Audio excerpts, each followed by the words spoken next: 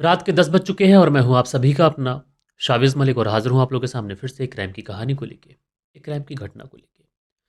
दोस्तों, आज के इस दौर में जो गर्लफ्रेंड और बॉयफ्रेंड का जो एक तरीके से चलन चला है, ये बहुत ज़्यादा है। अच्छा, हो सकता है कि ये चीज़ें पहले भी हों, लेकिन आजकल सोशल मीडिया का दौर है तो ये सारी चीज़ें जो है वो निकल कर जल्दी सामने आ जाती हैं।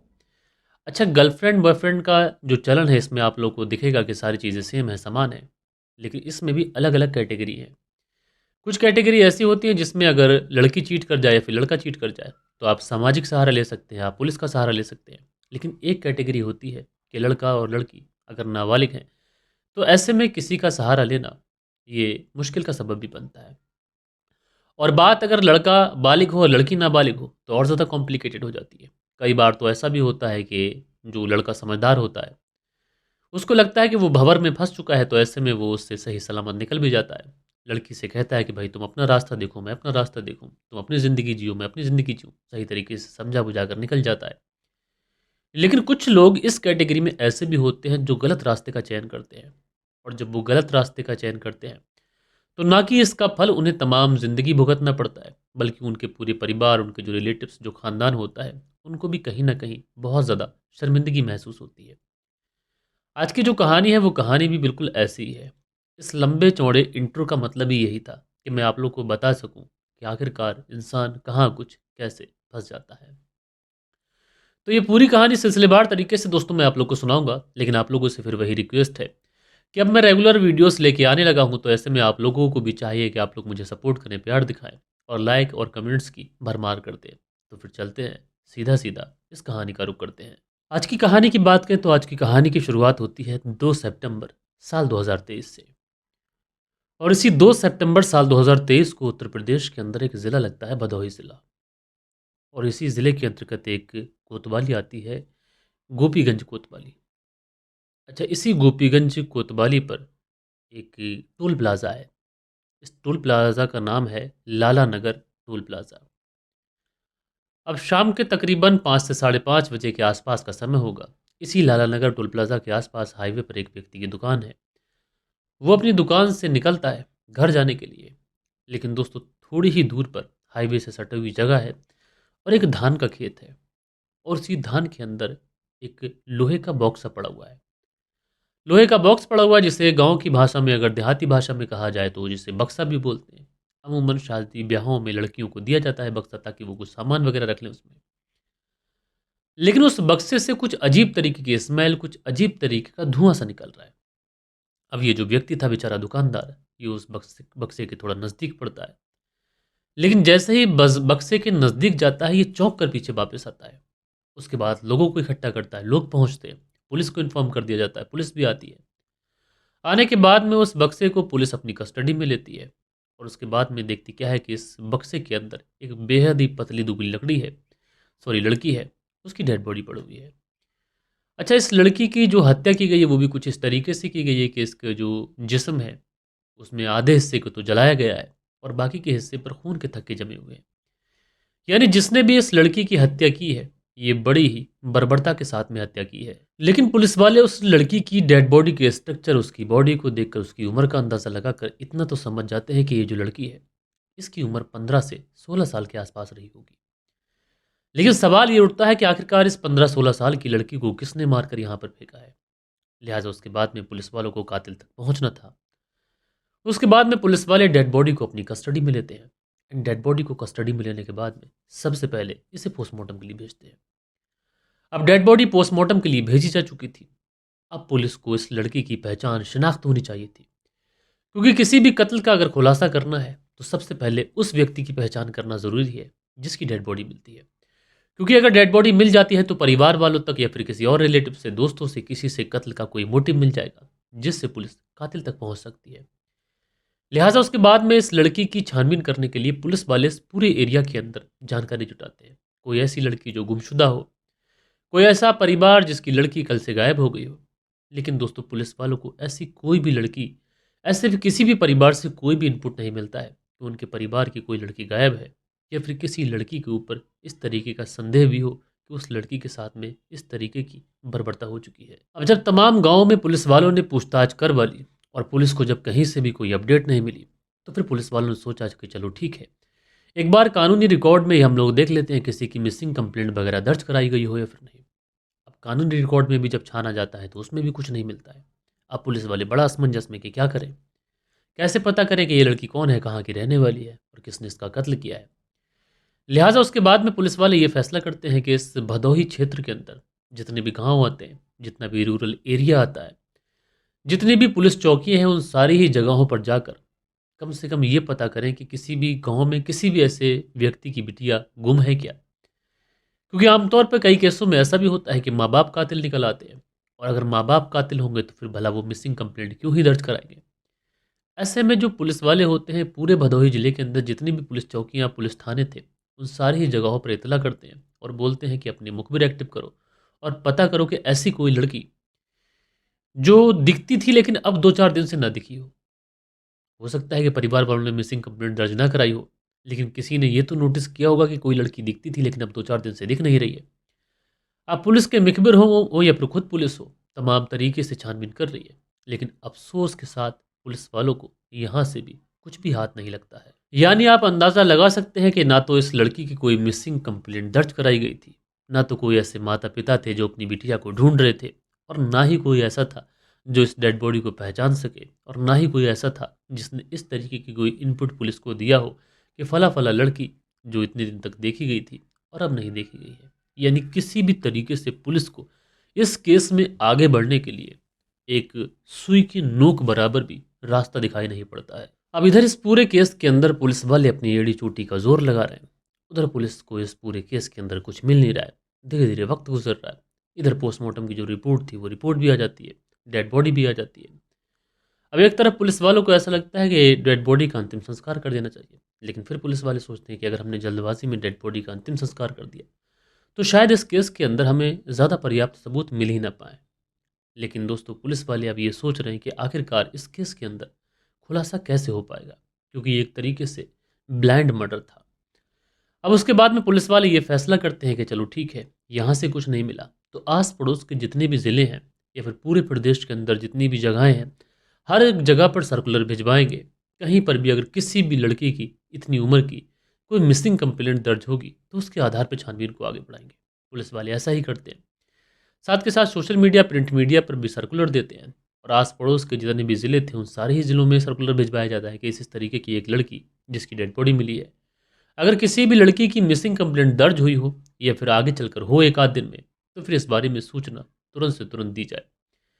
लिहाजा उसके बाद में पुलिस वाले जो टीमों का गठन करते हैं, उस टीम के अंदर तकरीबन 35 लोगों को शामिल किया जाता है, और दिन रात वो 35 लोगों का सिर्फ और सिर्फ एक ही काम था कि सबसे पहले इस लड़की की शिनाख्त की जा सके कि ये लड़की कौन है, कहाँ की रहने वाली है, और उसके बाद में कातिल तक कैसे पहुंचना है। यानी पुलिस वाले पूरे भदोही जिले के अंदर खाक छान चुके थे, लेकिन पुलिस वालों को अभी तक कुछ नहीं मिला था, और इस पूरे केस के अंदर तकरीबन 8 दिन का लंबा समय गुजर चुका था। अब 8 दिन का समय तो गुजर चुका था, लेकिन इसी बीच में पुलिस वाले नोटिस करते हैं कि ये जो डेड बॉडी जिस बक्से में मिली थी उसी बक्से से थोड़ी दूर पर एक टोल प्लाजा है, और ये बात तो साफ है कि ये लड़की इस एरिया की रहने वाली नहीं है और इसका कत्ल भी यहाँ पर हुआ नहीं है। तो ऐसे में इस बक्से को लेकर आया गया है ताकि यहाँ पर फेंका जा सके। तो अगर इस बक्से को लाया गया है तो ये बक्सा ज़रूर से ज़रूर किसी गाड़ी के अंदर रख के लाया गया होगा। इसलिए पुलिस वाले फैसला करते हैं कि हो ना हो, अगर गाड़ी के अंदर ये बक्सा लाया गया है तो फिर सीसीटीवी कैमरा को खंगाला जाए, और अगर सीसीटीवी कैमरा में कुछ मिल जाता है तो शायद इस केस को सुलझाने में कुछ मदद मिल सके। इसलिए पुलिस वाले फैसला करते हैं कि 2 सितंबर साल 2023 को ये डेड बॉडी मिली थी, और 2 सितंबर वाले दिन से एक दिन पहले से जितने भी सीसीटीवी कैमरास हैं उन कैमरास को खंगाल लिया जाए। लिहाजा उसके बाद में जब पुलिस वाले सीसीटीवी कैमरास को खंगालना शुरू करते हैं तो 35 के 35 पुलिस वाले हर एक सीसीटीवी को बहुत ही बारीकी से चेक कर रहे थे। अब जब पुलिस वाले सीसीटीवी कैमरास को चेक करते हैं तो उन तमाम कैमरास को भी चेक किया जाता है जिनकी जद में ये सड़क आती थी। अब चेक करते करते आखिरकार एक कैमरा ऐसा होता है जिस कैमरे के अंदर एक शख्स दिखाई पड़ता है, जो शख्स एक बाइक पर है, और उस बाइक के पीछे सेम वैसा ही बक्सा रखा हुआ है जिस बक्से के अंदर डेड बॉडी मिली थी। यानी ये चीज़ तो साफ हो चुकी थी कि सेम बक्सा है तो इसी बक्से के अंदर डेड बॉडी है, और ये वही व्यक्ति है जिसने इस डेड बॉडी को लाकर उस धान के खेत के अंदर फेंका है। लेकिन सवाल सबसे बड़ा पुलिस वालों के सामने ये था कि आखिरकार ये गाड़ी चलाने वाला व्यक्ति है कौन? क्योंकि यहाँ पर जो व्यक्ति था वो बहुत ज़्यादा चालाक भी था, क्योंकि उसने अपनी गाड़ी का जो नंबर था वो आधा मिटाया हुआ था और उसके बाद में उसने चेहरा जो था वो भी अपना कवर किया हुआ था। यानी पुलिस वालों के पास में सबूत के तौर पर महज वो एक बाइक थी, लेकिन उसका नंबर नहीं था। वो एक व्यक्ति था, लेकिन उसका चेहरा नहीं दिखना था। यानी तमाम तरीके के कैमरे खंगाले गए, तमाम आसपास के ज़िलों में सूचना भिजवाई गई, सोशल मीडिया, प्रिंट मीडिया का सहारा लिया गया, 35 लोगों की टीम बनाई गई और पुलिस को सबूत के तौर पर महज क्या मिला था? एक बाइक जिसका नंबर नहीं है, एक व्यक्ति जिसकी शक्ल नहीं दिख रही है। यानी अब पुलिस वालों को उस धुंधली सी शक्ल को पूरे उत्तर प्रदेश के अंदर ढूंढना था। लेकिन पुलिस वाले सोचते हैं कि चलो ठीक है, हमारे पास पहले तो कुछ भी नहीं था, लेकिन अब एक धुंधली सी तस्वीर तो है। पुलिस वाले कमर कस चुके थे कि इस केस को सॉल्व करके रहना है। क्योंकि कई बार ऐसा होता है दोस्तों, पुलिस वाले वो काम कर देते हैं जिस काम को सुनकर या फिर सुनाने के बाद में सैल्यूट करने को मन करता है। ना कोई पैरवी करने वाला है, ना कोई इस लड़की की तरफदारी करने वाला है, लेकिन उसके बावजूद भी पुलिस वाले अपनी एड़ी चोटी का जोर लगा रहे हैं ताकि इस केस का खुलासा कर सके। लिहाजा उसके बाद में अलग अलग थानों में वो जो धुंधली सी तस्वीर थी वो तस्वीर भिजवाई जाती है। साथ के साथ ये भी पता किया जाता है कि कहीं पर अब शायद कोई मिसिंग कंप्लेंट दर्ज कराई गई हो। और हफ्ता 10 दिन गुजर जाने के बाद में आखिरकार बनारस बनारस के अंदर एक जगह लगती है महामनापुरी। और ये महामनापुरी कॉलोनी जो है, इसी कॉलोनी के पास में एक पुलिस थाना है और उसी पुलिस थाने के अंदर एक लड़की की मिसिंग कंप्लेंट दर्ज होती है। उम्र से लेकर हुलिया ये सारी चीज़ें लगभग सेम थी। अब जैसे ये सूचना पुलिस को मिलती है तो पुलिस वाले सोचते हैं कि हो सकता है कि ये वही लड़की हो। इसलिए पुलिस की एक टीम बनारस पहुंचती है, उन लोगों को अपने साथ लेके आती है, परिवार वालों को लड़की के। उसके बाद डेड बॉडी दिखाई जाती है जो उस लड़की ने पहन रखा था, जो उस डेड बॉडी के पास से मिला था। ये तमाम तरीके की चीज़ें जो होती हैं उस परिवार को दिखाई जाती हैं और इस बार इत्तेफाक से ये जो लड़की थी इसकी शनाख्त हो जाती है। यानी अब पुलिस वालों को ये पता चल चुका था कि ये लड़की कोई और नहीं बल्कि कहीं और की नहीं, बनारस की रहने वाली है। लेकिन आखिरकार सवाल ये था कि अगर ये लड़की बनारस की रहने वाली है तो फिर इसको भदोही लेकर कैसे आया गया? यानी लड़की का कत्ल कर कर उसको, उसकी डेड बॉडी को भदोही में ठिकाने लगाने का आखिरकार मतलब क्या था? अब जब इस लड़की की शिनाख्त हो जाती है तो उसके बाद में पुलिस वालों के पास में जो धुंधली सी तस्वीर थी, जो उस बाइक की, उस लड़के की, वो इस लड़की के परिवार वालों को दिखाई जाती है।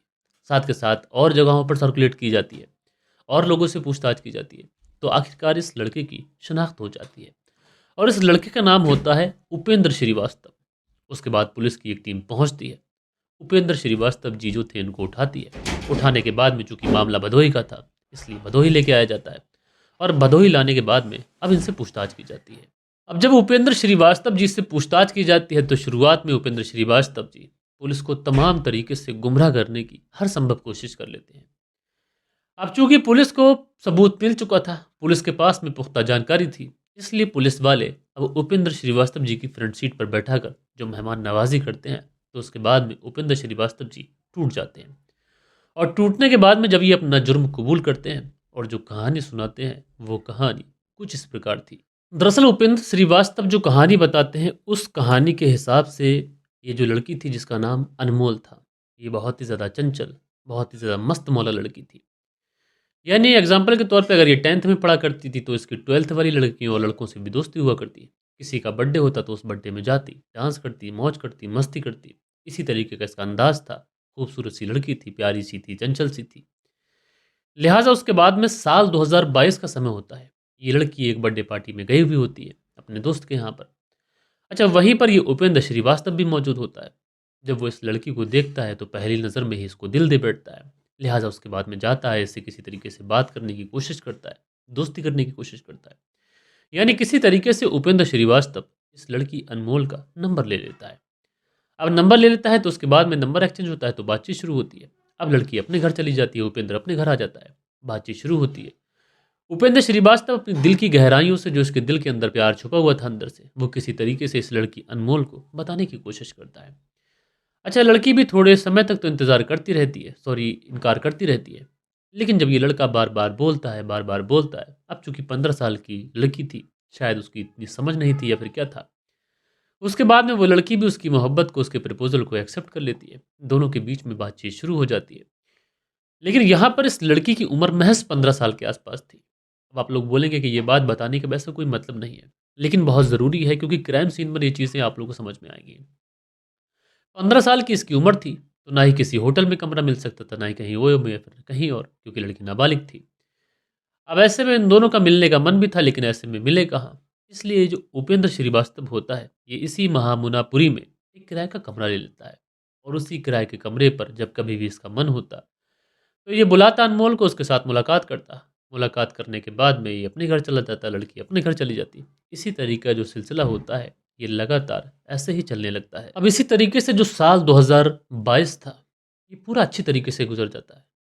कभी ये अनमोल को मिलने के लिए बुलाता, कभी अनमोल इसको बुलाती। इसी तरीके से समय गुज़र जाता है। लेकिन जैसे ही साल 2023 शुरू होता है, तो ये जो उपेंद्र श्रीवास्तव जी थे, इनको कुछ अजीब तरीके का फ़ील होता है।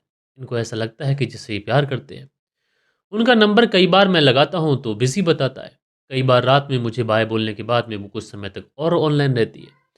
तो शुरुआत में तो ये चीज़ों को उपेंद्र जो थे वो इग्नोर करते रहते हैं।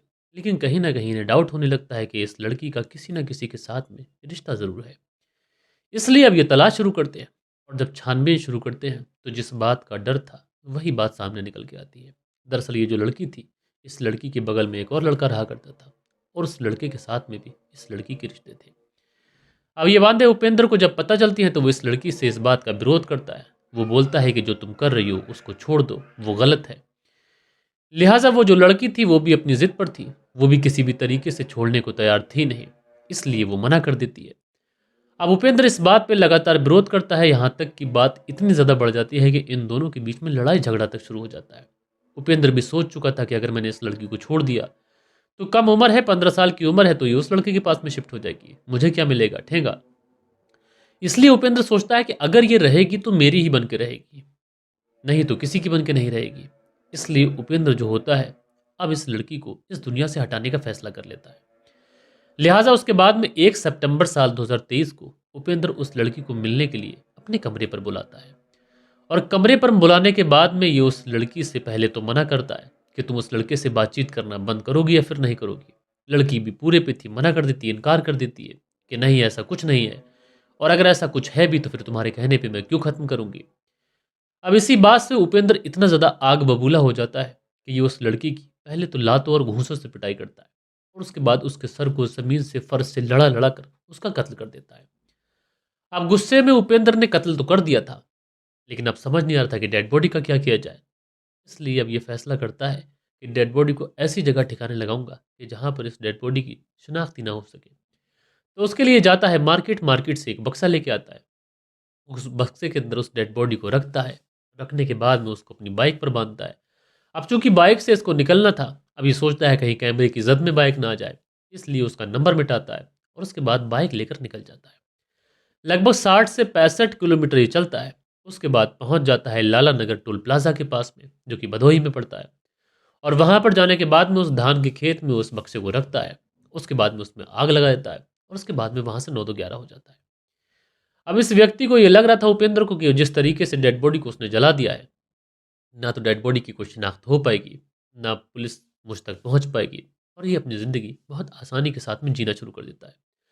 लेकिन यहाँ पर उपेंद्र ने एक गलती की, जिसके बारे में मैंने शुरू में भी इतना लंबा चौड़ा लेक्चर भी दिया था कि अगर आप किसी लड़की को पसंद करते हो या फिर आप किसी लड़के को पसंद करते हो, कोई भी हो, एग्जाम्पल के तौर पे मैं बता रहा हूँ, तो अगर आपको लग रहा है कि रिश्ता आपके हाथ से निकल रहा है और किसी की ज़िंदगी में कोई तीसरा व्यक्ति आ गया है, तो आप उस रिश्ते को पकड़ कर रोकने की कोशिश ना करें। क्योंकि अगर आप उसको खुद से सही करने की कोशिश करोगे तो तकलीफ आपको होगी। एग्जाम्पल के तौर पे अगर आप किसी रस्सी को ज़ोर से पकड़ोगे और रस्सी खींची जा रही है, तो आपके हाथ में वो रस्सी गड़ जाएगी और तकलीफ आपके हाथ को होगी। तो ऐसे में मुट्ठी खोल दो, उस रस्सी को जाने दो, अपनी ज़िंदगी को सही तरीके से पटरी पे लाने के लिए मूव ऑन कर जाओ। कुछ रिश्ते, कुछ चीज़ें ऐसी होती हैं जो वक्त के ऊपर छोड़ दी जाती हैं और वक्त उन चीज़ों पर मरहम लगा देता है। और यहाँ पर उपेंद्र अगर ऐसा करते, इस लड़की को जाने देते, तो ना कि उनकी ज़िंदगी बर्बाद होती और ना उस लड़की की ज़िंदगी जाती है। भले ही उपेंद्र ने तैश में गुस्से में उस लड़की का कत्ल तो कर दिया, लेकिन ज़रा सोचिए कि अब उपेंद्र की ज़िंदगी जेल में गुजरेगी। और सोचिए उपेंद्र के परिवार वालों के बारे में। वो अपने लड़के को छुड़ाने के लिए बड़े से बड़े वकील को हायर करेंगे, पैसा भरेंगे, साथ के साथ अगर किसी घर का कोई व्यक्ति कोई मर्डर कर देता है, कत्ल कर देता है, तो ऐसे में अगर उस घर के अंदर कोई जवान लड़की होती है तो उसके भी रिश्ते नहीं आते। लोग बोलते हैं कि भाई कातिलों की फैमिली है, कातिलों की फैमिली में हम लोग रिश्ता करेंगे। तो इस तरीके के क्राइम करने से पहले इंसान को एक नहीं बल्कि 1000 बार सोचना चाहिए, और क्राइम किसी भी चीज़ का समाधान नहीं होता। बहरहाल आप लोग जो भी सोचते हो इस पूरी कहानी को आप लोग कमेंट्स करके मुझे बताइएगा। कल के दिन आप लोगों के कुछ प्यारे-प्यारे कमेंट्स भी थे। वक़्त होता है कि आप लोगों के कमेंट्स पढ़ लिए जाएँ। सो दोस्तों, आप लोगों के जो कल के दिन कमेंट्स आए थे इसमें लिखते हैं, मैंने बहुत से चैनलों को सुना है बट आपके अंदाज़ गज़ब है। भाई मैं आपका स्टोरी सुबह-सुबह सुनता हूँ क्योंकि नाइट में 9 बजे रेस्ट करता हूँ, सुबह 4 बजे ड्यूटी के लिए उठना पड़ता है। एचपीआर ठाकुर, भिलाई छत्तीसगढ़ से सुनते हैं। तो मेरे भाई आपका यही बड़प्पन है जो मुझे एक तरीके से बाँधे रखता है अपने चैनल पर। हालाँकि अगर देखा जाए तो चैनल की ग्रोथ की वजह से तो ऐसा कुछ बनता नहीं है कि मैं वीडियो बना पाऊँ। उसके बाद में अगला जो कमेंट्स है अनूप इंदौरी हैं, ये लिखते हैं, मलिक भाई आपका कहानी का अंदाज़ बयाँ बहुत ही प्रभावशाली होता है। अनूप इंदौरा, तो शुक्रिया मेरे भाई अनूप जी। राधेश्याम शर्मा है, लिखते हैं, राधेश्याम शर्मा शर्मा सिरसी जयपुर राजस्थान से कहानी सुनते हैं, अपना नाम सुनकर खुश होने का नाम बोला करें। तो शुक्रिया मेरे भाई। सुरेंद्र शर्मा लिखते हैं, नमस्कार मलिक भाई साहब, सुरेंद्र कुमार शर्मा श्री विजयनगर राजस्थान से कहानी सुनते हैं। तो भाई आपका बहुत बहुत शुक्रिया। बालिश बिहारी है, लिखते हैं, मलिक साहब जी नमस्कार सर जी, आपका कहानी रोज़ सुनता हूँ और कहानी नई नहीं मिलता तो रोज़ बीता बीता हुआ समाचार मिलता है, क्योंकि कहानी डालते नहीं हो आप, पता नहीं क्यों। तो बालिश बिहारी जी, हमने अब कल भी स्टोरी लेके आए थे, आज भी स्टोरी है, तो अब रेगुलर हो गए हैं, तो बस आप भी अपना सपोर्ट दिखाते रहें। सेंट्रल जेल बीकानेर से सुनील चौधरी जी प्यारी सी कहानी सुनते हैं, शुक्रिया मेरे भाई। सुनील त्यागी हैं जो श्यानापुर शहर से कहानी सुनते हैं, शुक्रिया। सोहनलाल सेतिया जी नमस्कार बोलते हैं, तो भैया नमस्कार, कैसे हैं। फरजाना सिद्दीकी जी कमेंट्स करते हैं। शमशुल अंसारी हैं, प्यारा सा कमेंट्स करते हैं। सो दोस्तों, ये कुछ बेहतरीन से कमेंट्स थे जो कल के दिन आप लोगों ने किए थे। आशा करता हूँ कि आज की जो कहानी है ये आप लोग को पसंद आई होगी। कहानी पसंद आई हो तो एक लाइक, शेयर और कमेंट ज़रूर किया करें। बाकी मैं मिलता हूँ दोस्तों आप लोगों से कल के दिन किसी और स्टोरी के साथ में। जब तक के लिए अपना ख्याल रखें, देश का ख्याल रखें, परिवार के रिश्तों की अहमियत को समझें। जय हिंद, जय भारत।